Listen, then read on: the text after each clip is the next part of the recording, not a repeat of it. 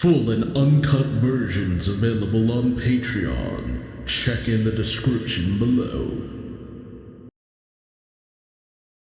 Greetings once again, Pokemaniacs. Duuz-Diz-Din back again with more of the Pokemon Adventures manga, where previously Red was ambushed by the Elite Four, specifically by their member Bruno, who defeated him utterly. The only member of the team to manage to get out? Pikachu. Making its way back to Professor Oak's laboratory, Oak treated the Pokemon, but enter Yellow, who seems to have special abilities, healing Pikachu instantly, and deciding to take Pikachu in order to save Red. After a very interesting battle that shows Yellow's caring nature, Oak allows her to go off, not realizing that she's a young girl. Yellow later encounters Bill, who is doing some research, and after saving him from a particular situation, they're ambushed by Lorelei of the Elite Four, looking to do in Pikachu in order to finish the job. Thanks to Yellow's special abilities and understanding of Pokemon, they're able to escape, and as Yellow goes about her business, enter Erica, the gym leader, looking to take Pikachu with her, feeling that entrusting such a task to a stranger is unwise, only for Red to supposedly appear yet again out of the blue, but in truth this is an imposter. It's Super Nerd Miles looking to take Pikachu for his own. What is up with this weirdo just coming on in and trying to steal Pikachu? Join me as I find out, won't you? We see Pidgeot flying through the air, having just been with Professor Oak, obtaining some kind of message. It looks around. Yeah. See, Blue in this has the same, not the same, but also has a cloak similar to what Gary had back in the Pokemon anime. I don't know what's up with them giving this character a cloak in two different forms of media. And time of release, wasn't this around the same time? This first came out in 98. So does this predate when Gary appeared in his little cloak thing? Hold on. Yeah, I can't find it definitively, but I think this predates when he started wearing it in the anime. Wild. Were they inspired, or is it just an aesthetic Japanese thing to make him seem cool and mysterious? Regardless, Pidgeot drops it off to Blue, and as Blue reads it, probably telling him about, Red? It's really hard to read that small text. Meanwhile, cut back to the battle between Yellow and Super Nerd Miles, who gets angry saying, "You barbarian, you baby brain are Pika's trainer?" Of course you are. Yellow prepares herself, as in chapter 47, Persian. Super Nerd Miles sends out his three Pokemon. It's a Parasect? Paris. Not Parasect yet. A Paris, Marowak, and Persian. As Miles declares, "Then it'll be no trouble for you to take it back." Says Persian, Fury Swipes. Paris, Stun Spore. And Yellow has to fend off the attack. Erica rises from the gut punch she receives, calling out to Yellow as the townspeople rush over to her. But Nerd Miles takes off on his Persian, saying, "I don't advise entering the league games just yet, trainer." Yellow brandishes her Pokeball, saying, "Alright then, if he wants to attack at full force, go." And she sends out her Doduo and Rattata. Erica says, "You're full attack. It's just a Rattata and a Doduo. I thought you'd capture more Pokemon than that." Yellow hops on her Doduo, saying, "Well, I captured many others, but I let them all go." Erica's shocked, saying, "Let them go? Why?" Yellow says, "I'm not interested in completing a Pokedex. All I want are true friends," she says as she takes off, much to Erica's bewilderment. As the townspeople help her up, she's still winded, saying, "I wish I could run after them, but it seems I'm more badly injured than I thought. It really took the wind out of you. If I go now, the enemy will only exploit my weaknesses." Elite group follow him to the city. They take off saying, "Yes, milady." Erica then sees Yellow's sketchbook, saying, "What's this, sketchbook? Did you drop this?" And then she sees drawings of Rattata, Ratty, saying, "My first friend, very proud of the large teeth that," and then the next one, Doduo, Dodie, second friend, carries me fast, powerful kicks. Erica says, "This is," and then Pikachu, my new friend helping me find Red. Ratty, I hope Pika will want to be my Erica thanks Doduo and Ratatat and Pikachu. We then cut to central Celadon City as Yellow looks around saying, where are they? But Miles peeks around the corner, Pikachu still struggling in his arms as he goes, hee hee hee. A child in a Doduo? Thinking they'll cite us in this minimal light? Is he just using big words to sound important? Soon now, I will be able to deliver you to the mysterious old woman who told me about your friend in the hat, and more important, who offered me such terribly generous payment for your capture. Ah, okay. I didn't know it was deeper than that. I thought this was just some kind of weird extra thing that was going on, but no, this is set up by Agatha. Best of all, she only wants proof that you've been caught. Once she has that, you'll be privileged to stay with me, where you, as a Pokemon whose power has been honored by a victory in the League Games, should prove to be a perfect subject for my experiment, as well as the perfect tool to pay back the arrogant female professor who cost me my place in the university by calling me a dangerous maverick. That child is all that stands in my way, and he won't stand long. And meanwhile, with Yellow, she says, I'm sorry, Pika. I never wanted you to be captured, never. Maybe if we all keep watching in every direction, but it's so dark. Oh, that's weird. Yellow seems to sense something, saying, look out, up above. And as Yellow dodges out of the way, she says, that was Marowak's boomerang. She waits, thinking, wait, I have to listen. If I can hear the next boomerang coming. But something grates on her senses, saying, what's that sound? Like nails scraping across a blackboard, but the boomerang manages to hit both Doduo, knocking Ratatat off. Yellow calls out to Doduo and thinks, I can't tell where the boomerang is coming from because of the noise. Miles says, the boomerang will return endlessly until it finally makes contact with its target, and given his primitive sensory faculties, I can ensure that he will be unable to dodge it with a steady immersion of dissonance from my Persian. Yeah, he loves to hear himself talk with big words. He then holds up Marowak's boomerang, saying, now to finish this project a few seconds sooner, let's add some sporific spore to the mix. The only real threat he poses is that Doduo, so let's neutralize that. And Marowak tosses the boomerang again. Yellow sees it coming, saying, here it comes again. Run, Dodie, run, get away. But Miles has Persian continue to scratch at the wall, which continues to put Yellow off her game, saying it's so loud, I can't hear the boomerang. I know it's nearby. Ugh. And as the boomerang barely misses Yellow, she says, this powder, he's not even trying to hit us. He's knocking out the Doduo. And as Doduo's down from the spore, Yellow is hit by the boomerang. Miles continues to peek around the corner with Pikachu saying, hey, take a good look. Isn't human pain simply fascinating? Yellow is once again hit by the boomerang, and both Yellow and her Pokemon are hit over and over. As Yellow calls out, I have to save Pika. Meanwhile, with Erica, she tells her assistant, he said his bodysuit was infused with a chemical imitation of Red's scent, but in order to create that, he must have acquired Red's actual scent somewhere. That's a good point. But where? One possibility is that he went to the place where Red and his opponent fought and found a shred of clothing, meaning that if we can analyze his suit, we might find some clue. Contact Professor Oak. Oh, that's the townspeople saying that. Erica says no. There's someone much better suited to a task like that than Professor Oak. The townspeople say, but who'd be better than? Erica says, someone who once walked the dark path and found his way back to the light thanks to Red. Following the path blazed by Misty and Brock and myself. He is the fourth of the good gym leaders, and he is a scientist of the highest caliber. Send a message to Blaine. People say, yes, milady. Okay. So on one side, you have Misty, Brock, Erica, and Blaine. Kind of wish we got more of Brock, but we get more of him in the anime. And on the bad side, you have Giovanni, Koga, Lieutenant Surge, and Sabrina. That's not a bad lineup. Even divide right down the middle. Cut to Cinnabar Island in Blaine's underground research laboratory. He's reading something on the research center on the reciprocal relationship between Viridian Forest trainers and their Pokemon. And they're really making a big deal out of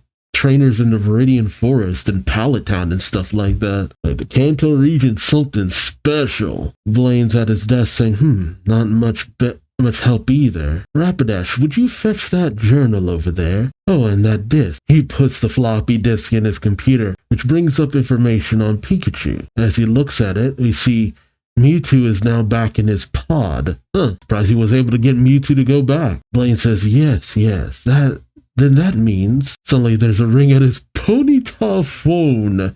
Oh my goodness. He says, so it looks like I'll have to be making a serious field study. And what's this? No one called here in a long time. Hello, this is Cinnabar Gym. Oh, okay, so he's back to being the gym leader. Meanwhile, back with Miles' attack, Marowak throws his boomerang. Paris uses more of his spores, and the Persian continues to just make noise. Miles says, any second now. And Pikachu continues to try to shock him. Miles says, What's your dim little brain thinking now? I told you it's no use. As long as I'm wearing this insulation bodysuit of my own invention, your electric shock will have no effect. Your precious electricity will only charge the surrounding air. And yes, I have insulated my Pokemon similarly. Okay, that doesn't sound like a bodysuit. That sounds like you have to applied some kind of chemical to yourself. But why should you care what happens to him? That little imbecile isn't even your trainer. As we cut to chapter 48, Parasite. That's just what Miles is. Yellow continues to be hit with the onslaught of bone. As Yellow falls to her knees,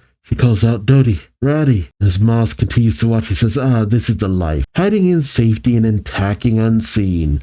I do so enjoy my own genius. Who else could calculate just how to use the scratching of a Persian to create a sonic mass that would enable me to strike glancing blow after perfectly plotted glancing blow with a boomerang? The better to keep my victim dancing a whirling gavotte of fear and pain, and turn what might have been simply a very profitable multi-purpose operation into a delightful evening's entertainment. God, this dude kind of needs to die. I'm sorry, but you need to go away. But soon Paris's spore attack will take its toll, and the fool won't be dancing any longer. Elle continues to say, where is he attacking from? Dodie and Ratty are already dizzy. They can't run or fight. Any moment now, my friends could suffer a final blow. I have to do something, but I can only think of one way, so I have to do it. She pulls out her Pokeballs and tells Rattata and Doduo to return, saying, at least this way neither of you will be hurt. Take care of Pika if you get the chance. Yellow holds out her arm, saying, now come get me. Pikachu's shocked as the boomerang just nails Yellow right in the stomach. Miles says, what a fool, sacrificing himself to save his brainless Pokemon. And from that sound, he must have broken a few ribs at least. Ready, Marowak? Here comes your boomerang. Oh, only for Miles to see Pokeballs attached to the boomerang. Miles says, those Pokeballs. Marowak misses the boomerang as the Pokeballs fly right into Miles' chin, causing him to drop Pikachu. He says, no, the Pikachu. I've got to hide. Then I can ambush them. But something appears looming behind him. Oh, Brock riding his Onix says, oh no you don't. Misty comes up on her Star. Oh my god, I can never remember which is which. It's a Starmie. I wanted to say Starmie, but I'm like, is the lower one you or me? What a weird way to define it. Misty says, thanks for the call, Erica. Miles is shocked, saying, you. And Erica appears behind him with her gloom, saying, thank you, Misty and Brock. It's good to be able to count on the gym leaders of oh my god. The gym leaders of justice. It's so cheesy. Oh well. Gotta love how Brock's so far in the background too. It's just like, and Brock. Again, he gets more love in the anime, so I can't complain about what they do to him here. Miles backs away, saying, I've heard of you morons. In fact, I've gathered critical data about all three of you. But suddenly he bumps into Blaine and his Ponyta as Blaine picks up Yellow. Miles says, a fourth? But that's impossible. I don't know about a fourth, and I know everything. You didn't know about the gym leader on Cinnabar Island? Then again, maybe it's just been inoperable for a long while. I just think about it's just like how you're required to get those badges in order to enter into the, in order to make it to the Indigo Plateau, but all things considered, I guess because in some versions, there's different stipulations, and you also have the fact that even in the anime, there are apparently other gyms you can just go to, which kind of hinted at a greater world out there. So maybe there's other nearby regions that people could have gone to. I wonder if they could ever do that for a game where you could just choose which gyms you go to in order to battle all across the Pokemon world. You know, you could go to Johto, Kanto, Sinnoh, wherever in order to obtain your 8 badges. Miles says, this just isn't fair. Missy says, oh, but it's fair to hide in the shadows and try to destroy somebody smaller and younger than you. Miles says, let me put it this way, as he holds out Marowak's boomerang to Paris, who puts a little poison powder on this. But Blaine notices, calling out what he's doing, and Miles hands the bone over to Marowak, saying, your defeat will make it much more fair. But as the gym leaders ready themselves, suddenly Miles is hit in the back with something? What the heck is that? Rubble with iron in it? Miles looks around, he sees these weird floating objects, saying, what the? Brock is perplexed, and even Missy says, I don't get it. But Blaine tells them to wait. Oh, Pikachu's using electromagnetism. Wow. Blaine says, I'd say our friend has overestimated his mental superiority. Misty looks around saying, Pika's blasting electricity everywhere. Brock says, yeah, but... Erica says, our foe is insulated against it. Blaine says, against electricity, perhaps, but Rattatat's teeth bite chunks off of a building. The Doduo kicks into the air. Reinforced concrete boulders drawn rapidly by electromagnetic force, which is actually kind of cool. Oh, Miles looks around and sees his bodysuit glowing, or his insulated film. It doesn't look like a bodysuit. As Blaine says, drawn to the source, the electrically charged air surrounding his bodysuit. The air around him was charged because of Pikachu, creating a magnetic, place for all of the rubble to go. The rubble reinforced by iron rebarb, which, damn, Rattatat's teeth, Jeebus. They all cling to Miles as he says, heavy, and he falls to the ground. Blaine looks down at Yellow saying, trusting soul, aren't you? As Brock and Erica question this, Blaine explains saying this child must have communicated the attack plan just before he passed out, trusting that Pika could and would carry it out. Right, Pika? He says, turning to Pikachu, saying, that plan would have been nothing without your electricity. Misty says, what's it gonna be, Pika? Every one of us here is worried about Red. It's your choice who to go with. The Pikachu goes over to Yellow, probably appreciating the trust that Yellow had in Pikachu's capacity and abilities. Erica then hands over Yellow's sketchpad with Misty questioning, what's that? Yellow says it's Amarillo's, Pokedex.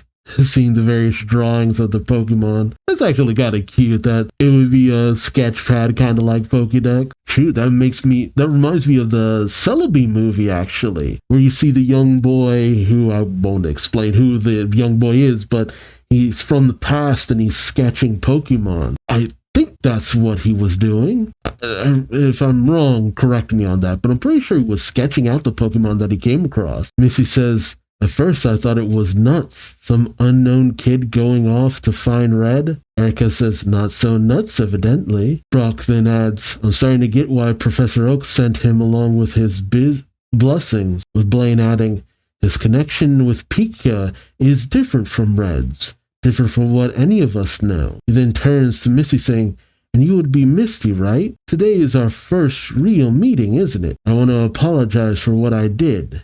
It was a terrible thing. What happened to Gyarados 2 years ago still haunts me. I ask your forgiveness. Misty gives a wink saying, well, okay, yeah. I mean, you're fighting on our side from now on, right? Blaine gives a smile saying, yeah, yes I am. Alright then, let's get to work. Our first order of business is to find clues to Red's whereabouts, yes? He sends out Growlithe. Misty goes, what? Blaine explains saying, you won't believe this fella's nose. Growlithe starts sniffing at Nerd Miles as Blaine explains saying, if there's any olfactory clue to where the red scent came from, Growlithe will find it. Growlithe gives a sniff and howls. Brock says it's facing toward what? Blaine explains saying, someplace north of Celadon, perhaps. Wait, he then, I don't know, gets out a microscope and examines, I don't even know what he's examining, saying, yes, of course, the red scent he whipped up also contains faint traces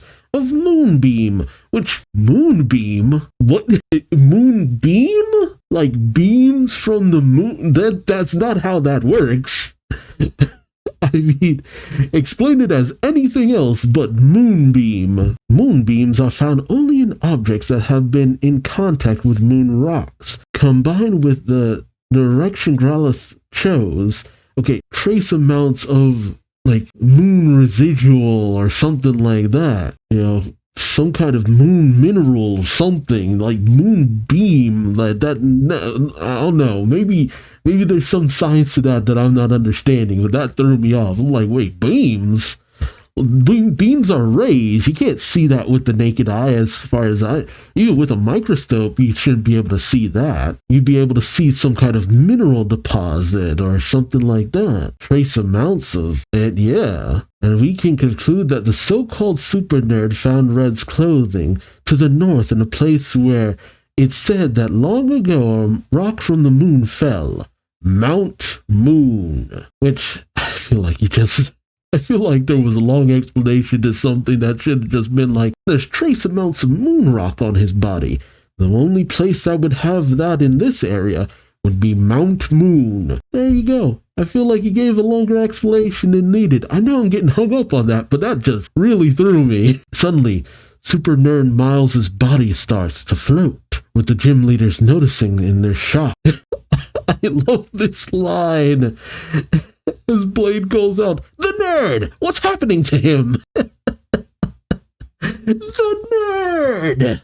Oh, but as everyone else is shocked, out in a nearby window, we see Agatha smirking as she dashes away. Blaine calls out, what's this black fog? As Miles seems to, it's like he's choking. In chapter 49, as ghastly as before. Blaine says, this isn't good. He'll die if this keeps up. Brock saying, we have to help him. They send out their Pokemon. I think Blaine's Growlithe, Brock's Graveler, and Misty's Omanyte. Oh, Misty has an Omanyte. That's cool. As Yellow starts to stir and wake up, she says, who are you? What's happening? Misty turns saying, good, you're awake. My name's Misty. I'm a friend of Red. What's happening is, well, see for yourself. Brock calls back, someone's trying to steal away our only link to Red. As Yellow spots Miles being strangled up in the sky, he says, no, I will help too. She wobbles to her feet. Misty saying, no, you're hurt. Don't worry. We won't let him get away that easily. Brock tells Graveler to use Mega Punch, while Misty tells Omanyte to use Water Gun. Brock says, now we've got him. As they manage to break the link of the weird mist surrounding Miles, Graveler and Omanyte go for Miles. As Brock says, now just drag him down. But the mist starts to reform, with Blaine saying, wait, that's a Ghastly! Eric saying, well, that explains the fog. As Ghastly forms around Miles, Blaine says, and now that we know what it really is, we'll use Growlithe's blast of hot pressurized wind to blow it away. Send back, everyone. Growlithe, fire blast! And Growlithe does just that. Okay, I was wondering what I was seeing for a moment, but Erica notices something nearby the attack, saying, oh no, there's a wild Pokemon in that tree. Blaine saying, what? Yellow brandishes her fishing rod. She really is like gone from Hunter x Hunter, but she uses her fishing rod a lot more than him. and she sends out Pikachu and the lure ball on the end of the fishing rod, saying, "Let's go." As Blaine says, "What? It'll be blasted by Growlithe's attack." And just as the Caterpie in the tree is about to be hit, Pikachu manages to grab the Caterpie out of the way, while Ghastly is dissipated by the fire blast. And as Pikachu has caught the Caterpie, Graveler has managed to catch the Nerd Miles. Yellow goes over to Pikachu and Caterpie saying, "Nice work, Pika." While Blaine says, "What a kid, to try and rescue that Caterpie in his condition. Good job, Amarillo. Or I can call you Yellow to make it easier for me, although you scarcely have what I'd call a yellow streak." This old man. Yellow shakes Blaine's head saying, who? Blaine explains, "I'm Blaine from Cinnabar Gym. Nice to meet you." Brock says, I'm Brock from Pewter Gym." This is saying, "All good friends of Red." Erica then notes, "But I don't understand. Why was the one who tried to steal Pikachu now being kidnapped himself? Could it be that someone doesn't want this so-called super nerd to be questioned?" I watch a lot of anime, I read a lot of manga, but having that term, this super nerd, just hearing that in such serious conversation, it is the most hilarious thing ever. Blaine says to keep him from talking? Could be. We'd better hurry on researching that suit. Brock says, "Then I'll go to Mount Moon to investigate. It's pretty close to Pewter City." Erica then chimes in saying, "I will rally my forces in case of battle." But Nerd Miles just rises. Misty notices this, saying, "The fog," and suddenly Ghastly possesses Nerd Miles' body yet again, sending out more of its gaseous fog. Blaine saying, "Wait, the Ghastly that we thought was blown away was hiding in our captive. It's attacking again."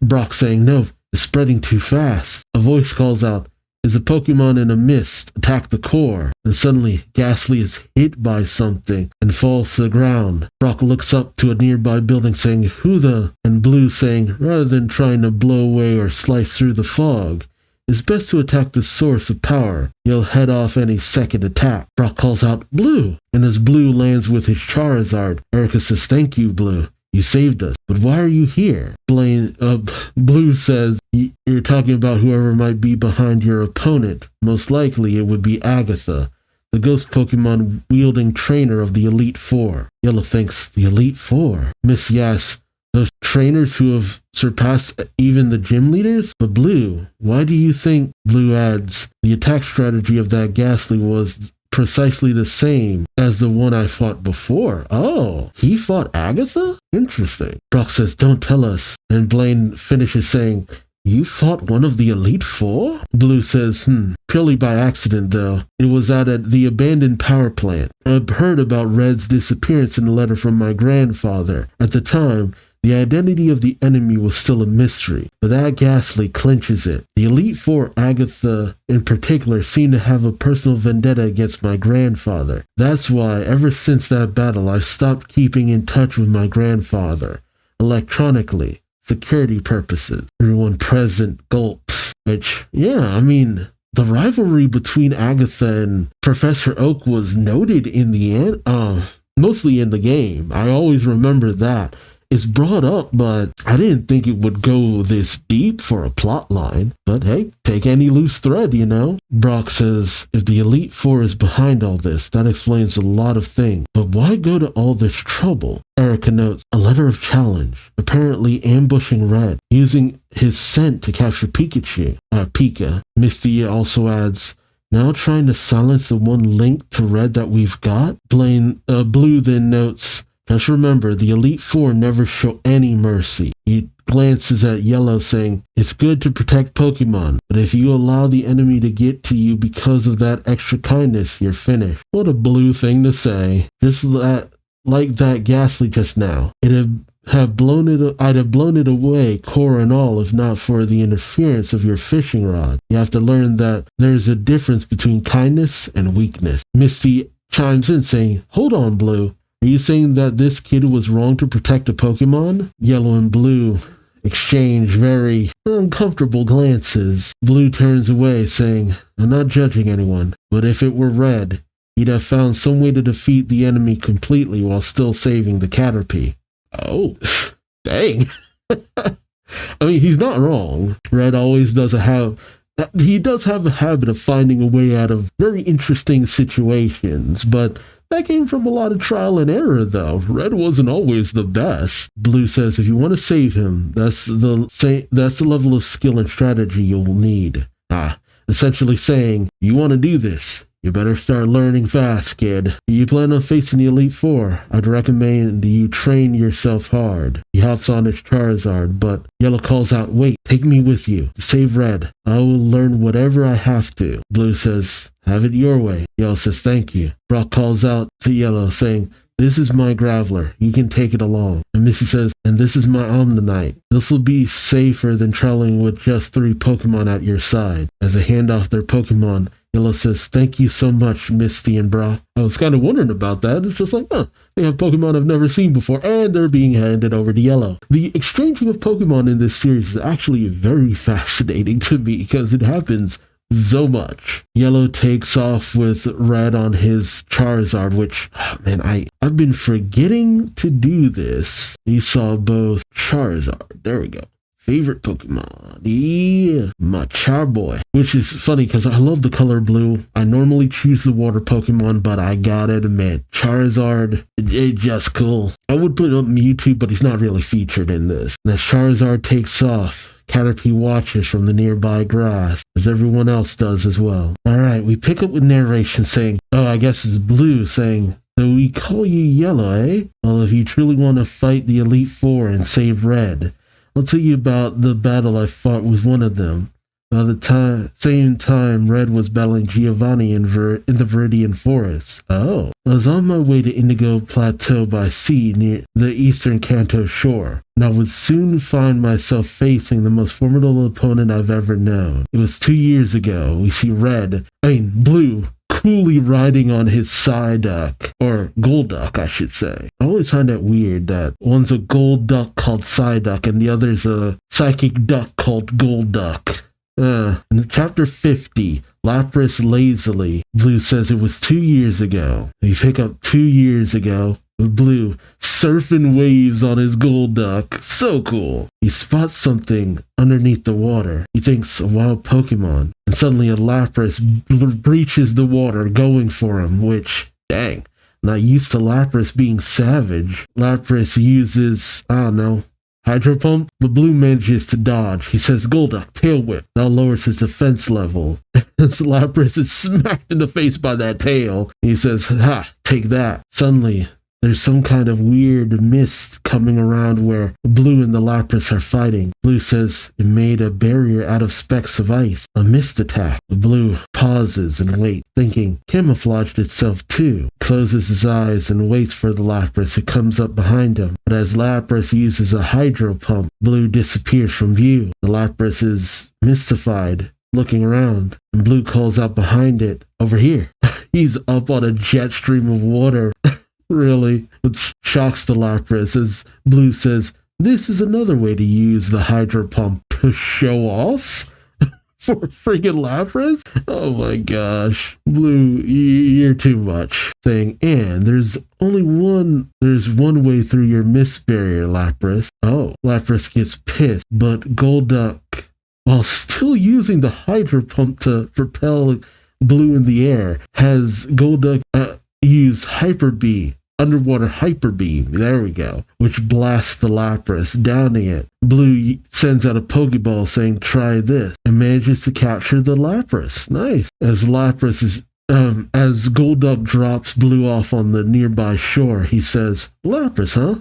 I don't have one of those. He checks out the stats in his Pokédex, then closes it. Suddenly, a small kid comes out of nearby brush saying, give that back. The Lapras is mine. Blue turns saying, don't tell me that this creature actually has a trainer. The kid says, yeah. Blue tells him, that's strange. If a Pokemon is with a trainer, I shouldn't be able to capture it. The kid says, I've been tracking that Lapras for weeks, trying to catch it every day. Nobody's gonna take it.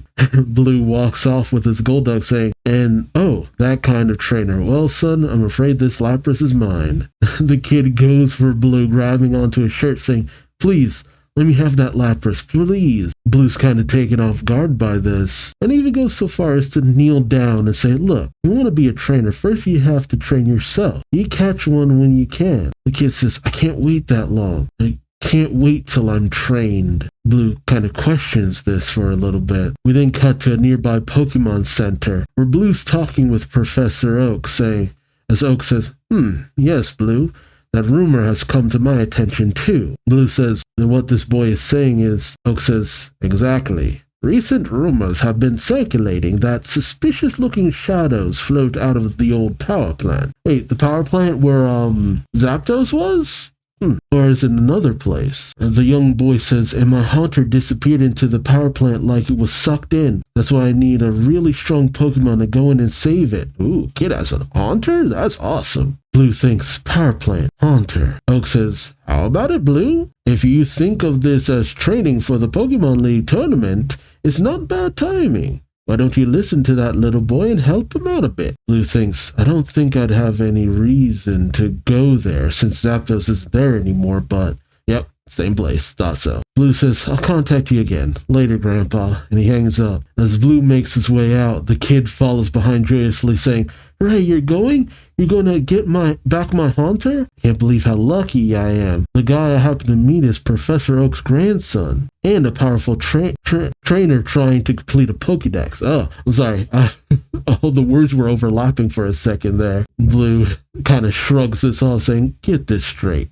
It's your Pokemon, right? So you get it back. The kid pauses, saying, huh? Blue shoots him a glance, saying, I'm just going to keep an eye out on you. The kid shirks back, saying, what? Blue says, now let's get going, and he takes off. The kid follows, saying, wait a minute. Hey, wait. And they head to the power plant. In the abandoned power plant, we see a Magnemite floating about, and in the shadows is Agatha and several Haunter and one of my other favorite Pokemon, Gengar. Yes, love me some Gengar. Love me some Gengar. Alright, we pick up in the abandoned power plant. Blue has gone in with the young boy that I've now found out is named Evan. Blue notes as Evan clings to him, saying, some of it's running, but not as a power plant. Evan looks around, and as Blue kind of gets away from him, Evan follows behind quickly, saying, hey, wait. Suddenly, Magneton? Yep, there you go. Had to double check. Comes up behind Evan and glares at him. Jesus, I've never found Magneton that intimidating. But as Magneton is flanked by two Magnemite, Evan jumps towards Blue as the three Pokemon let out a massive blast of electricity. In Chapter 51, Electro Magneton. Blue says, all Pokemon can spring at you and you at any time. If you're jumping at every little thing like this, you'll never be able to survive as a trainer. Kid just wants his Pokemon back, Blue. Okay, so Blue brings out his Machamp and has it use low kick on the Magneton, which, geez, breaks out one of the screws from the Magneton. Oh, what the heck? Huh, that's weird. I'm not sure why, but despite Machamp freaking kicking the Magneton's little screw out, it's Machamp that goes down. Evan says, oh no, it didn't work. Blue tells him, kid, the first thing to remember in any battle is don't panic. These Magneton are using unusually powerful sonic boom. As Machamp gets to his feet, Evan says, so then, but Machamp starts to beef up as Blue says, focus energy. And as Magneton goes in on Machamp, Evan says, it's coming right at us. Oh, what the heck? Machamp then pokes Magneton in the open spot where the screw was. As Blue says, focus energy is an attack that allows us to concentrate our focus at an enemy's weakest spot. If you can locate the vital spot in time, then just one finger will be enough. A Magneton's weakest spot is, and Blue then picks up Magneton's screw. Evan notes, hey, that's, yeah, we just saw that. And the Magneton cracks and then falls to the ground, which, dang. Blue notes, his first attack was indeed mainly the to damage the opponent, even if at only one point. In this case, a leg. We see that Machamp's leg is freaking bleeding, but because of the downing of the Magneton, the Magnemite go fleeing. Blue turns to Evan saying, "Want to go home?" And Evan, who fell to the ground, his legs giving out, says, "No way, not until I get my missing Haunter." Blue makes his way, saying, "About that Haunter, kid, see if you can figure out the answer to this one." As Evan follows, Blue notes, "Those electric Pokemon that we just met were originally from this place, right? Since it's a power plant, that's about as natural as a Magikarp in a river, but the Haunter that you say was pulled away by a mysterious shadow, why a Haunter in a power plant?" Evan says, "I don't know, but I saw it. I'm not making it up." Blue says, "I really don't care whether you get your Pokemon back or not. This kid's all sunshine, ain't he? I just want to know the reason behind this weirdness." Oh, a voice calls out, "And what, my lad, do you find so weird?" Much to the shock of Blue and Evan, Blue then notices something in the air, thinking, "Miss? No. Gas. Where?" He pulls out his Pokédex trying to get a reading, but nothing comes up as Blue shouts, "Blast it." Agatha says, "What's this? Oh, is that a Pokédex you have there? Would that mean that you're a trainer out of Oak's laboratory in Palatown?" Evan, very dumbly, says, "Yeah, he's Professor Oak's grandson, and his name is Blue." And Blue just shuts the kid up, saying, "Listen, kid, this is not the sort of person you go announcing your name and relations to." Agatha says, "Too late, I heard." "This must be fate. I've been waiting so long to pay that man back, you see, and in walks his grandson." Blue braces himself as Agatha says, "When I first saw you come to meddle, I thought I'd just toy with you a bit and chase you out of here, but, well, plans do change." And she sends out Gengar. Yes, Gengar. Gengar.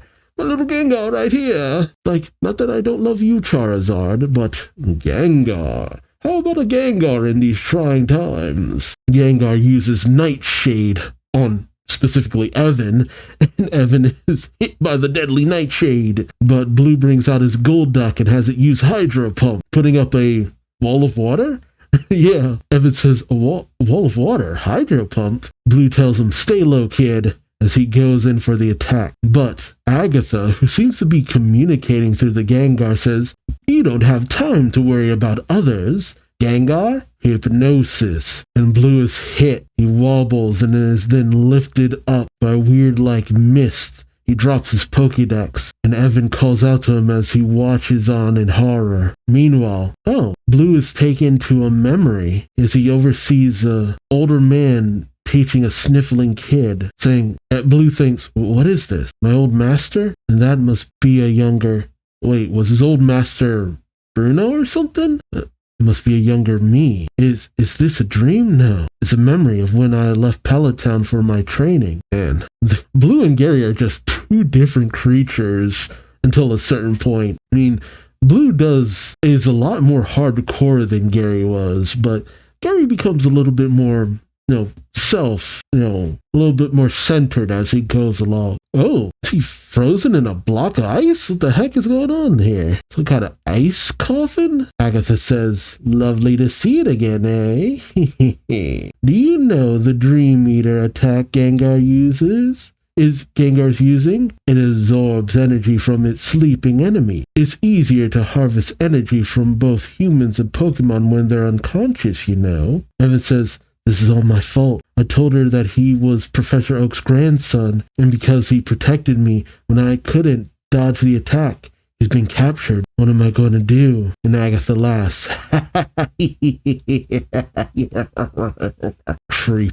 Creepy old lady. Agatha then makes herself present, saying, "Look around you at the moment to human folly and selfishness." Evan questions selfishness. Agatha says, "Perhaps humans and Pokemon are not meant to coexist. Once this power plant was indeed intended as the center of a major industrial development. The project was abandoned halfway through, but in its wake it left vast quantities of industrial waste. For the convenience of humans, countless Pokemon were driven from their home. But to my cute gas Pokemon like Ghastly and Gengar, that were born out of chemical smog, that I don't know if that's how that happens. This ruin was a great power source. Evan says, so that's how you stole my Haunter. Agatha says, watch what you say, young man.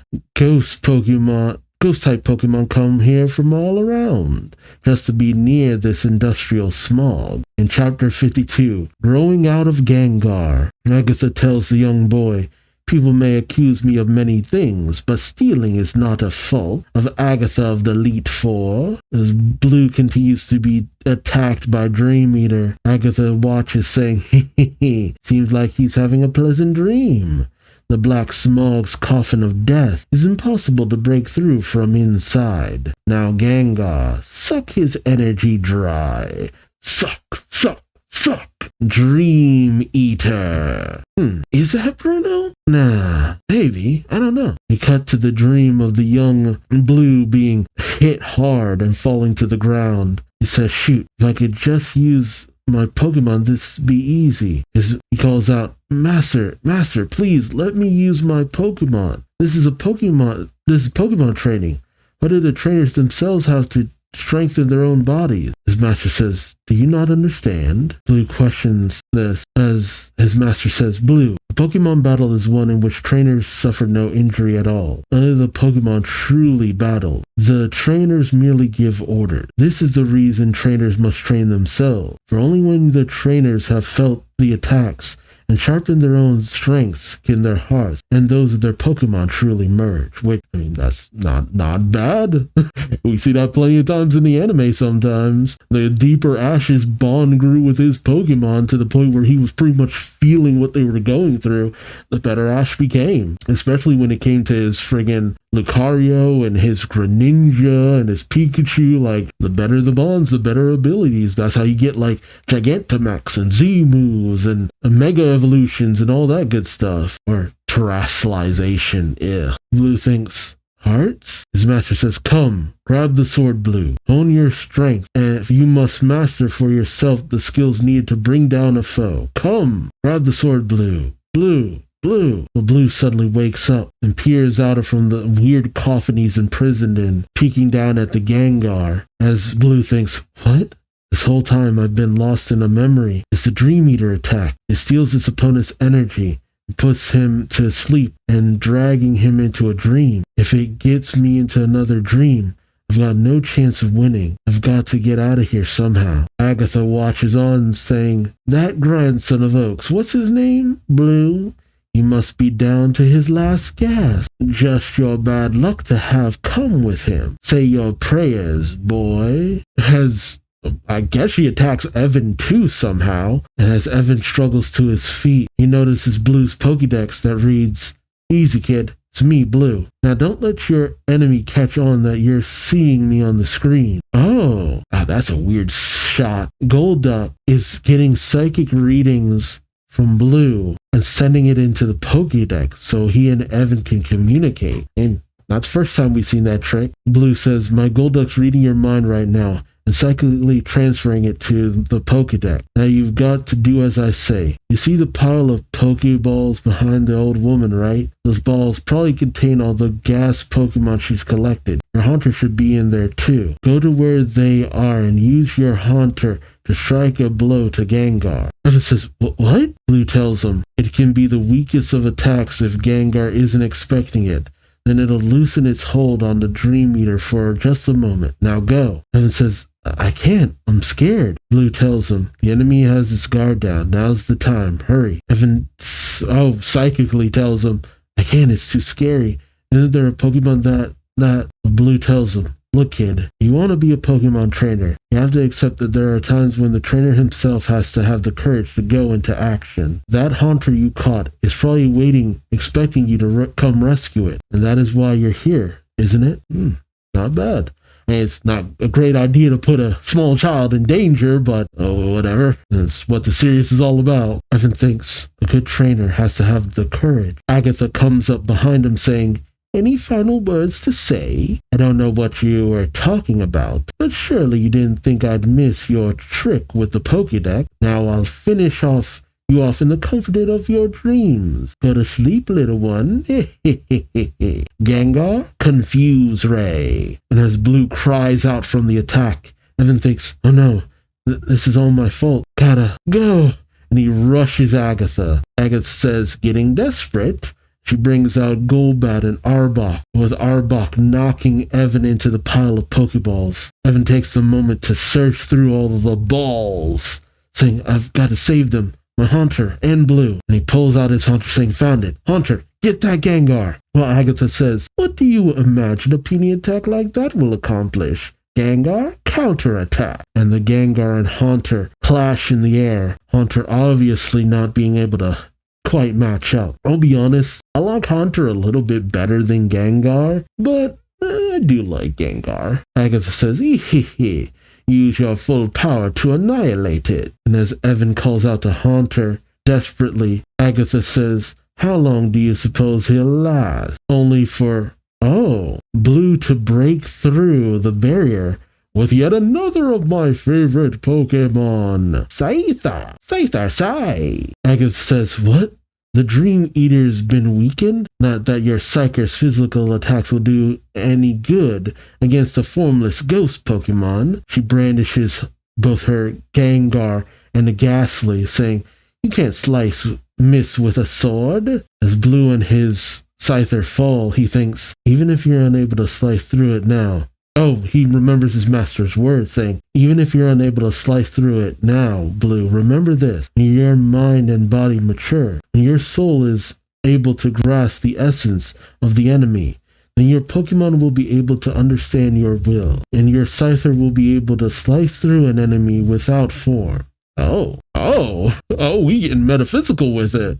Scyther has to unlock his hockey abilities. Blue says, an enemy without form. Scyther, slash. And the slash actually manages to slice through the Ghastly and Gengar. Even though, like I said, it shouldn't have worked, but it apparently did. Evan says, yes! And as Agatha fades into the mist, she says, you're Oak's grandson indeed. As Blue lands, he says, wait, you said you knew my grandfather. What were you to him? Are we saying Agatha's his grandma? Was that ever hinted at? I don't think that was a thing that was ever confirmed. And Agatha disappears and fades away. Blue is obviously angry, but Evan runs overjoyed to his Haunter, saying, it's back. My Haunter came back. But as Blue is already taken off, Evan says, hey. Blue tells him, there was another time I battled a ghost Pokemon just as I did now. But as a result, the gas took over my body and I became a puppet. I was helpless against a formless opponent. But now, for the first time I was able to wield that sword as if it were a part of me. For that, kid, I have you to thank. He sends out his Lapras, saying, I've let it go. You can do what you want with it now. See you around, says with a smile. Aw, that was actually kind of nice. Alright, and that was the story of Yellow's start of her journey to save Red, which has been nothing but detour, let's be honest. I can't really blame a lot of the gym leaders and people being like, is she really up to the task? They say he, but it's actually kind of interesting. Yellow has only caught 6 Pokemon, but she also let several go too. And is that including the Omastar and Graveler that was handed over to her? Because they're not here in what she has currently. Then again, she hasn't officially started using them, so they're also that. Her highest level Pokemon is Pikachu, which is actually kind of hilarious. It's not even really registered as her Pokemon officially. But she has Pikachu, Rattata, and Doduo. And her her Pikachu is so hyper leveled. It's actually interesting to see a Doduo in a main cast of Pokemon. You don't really get that too often. But yeah, it's just, there's so many side quests and adventures and goings on. It's not a bad thing. It's just, it really starts to get noticeable that, hey, when are we gonna get to red? Because I don't know how long he's gonna be alright. I mean, how much in quick succession is this all going down? But yellow going off with blue to train. But yellow seemed to already be working with green. What happened to that? And if anyone's gonna help yellow get more powerful and stronger, it's gonna be blue. But it feels like we kind of just brushed to the side that thread. Green saying, hey, don't give out your real name and stuff like that. So what happened there? Can't wait to get more information on that, because it really seemed like they were working together previously. And I would think that Green might be in contact with everyone else after everything that's gone down, but maybe not. I guess Green's still kind of an outlier in terms of everyone else. How odd. Well, yellow's gonna get stronger, gonna train up, become a better Pokemon trainer in total, and hopefully save red, because I get it, that's the goal at the end of all this, but the longer this goes on, the more I'm like, shouldn't red just be dead by now? So we'll see, but let me know your thoughts in the comment section below. Like, comment, subscribe if you enjoyed the ride, and until next time, I've been Duuz-Diz-Din, and I hope to see you later. Till then, take care. Bye-bye.